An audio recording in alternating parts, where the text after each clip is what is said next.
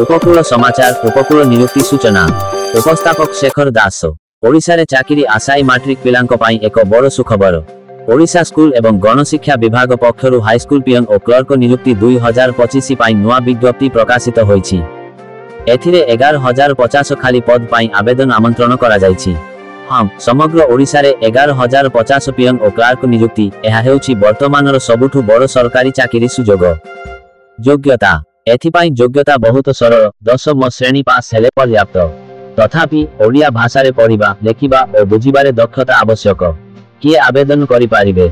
समस्त पुरुष और महिला प्रार्थी जो माने ओडिशार बासिंदा से माने एही चाकरी पाई योग्य। बयस सीमा न्यूनतम बयस 18 वर्ष सर्वाधिक 32 वर्ष। किंतु एससी एसटी ओबीसी पीडब्ल्यूडी पूर्वतन सैनिकों पाई सरकारी नियमानुसार बयस रे छाड़ मिलिबो। वेतन वेतन संपर्क रे सरकारी घोषणा एपर्यंत आसी नाही, किंतु शीघ्र निश्चित सूचना आसीबो। चयन प्रक्रिया प्रार्थी माने प्रथमे ऑनलाइन आवेदन करिबाकू पड़िबो। तापरे 1 आवेदन पत्र जांच, 2 लिखित परीक्षा, 3 साक्षात्कार, 4 डॉक्यूमेंट वेरिफिकेशन। एही 4टी पदक्षेप रे नियुक्ति प्रक्रिया संपूर्ण हेबो। आवश्यक दलिल पत्र 10 2 किंबा 3 सर्टिफिकेट, जन्म तारीख सर्टिफिकेट, 2टी नूतन पासपोर्ट साइज फोटो, जाति सर्टिफिकेट और परिचय पत्र।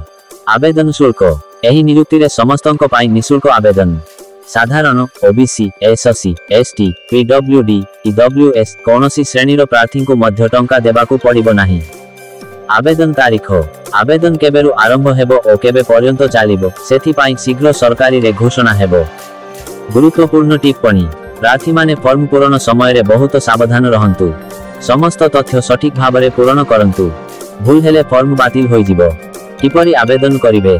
1 सरकारी वेबसाइट जाई, 2 आधिकारिक विज्ञप्ति पढ़ंतु, 3 आवश्यक तथ्य और दलिल पत्र अपलोड करंतु, 4 फोटो और ठीक भाबरे अपलोड करी, 5 सठिक यांच करी सबमिट करंतु।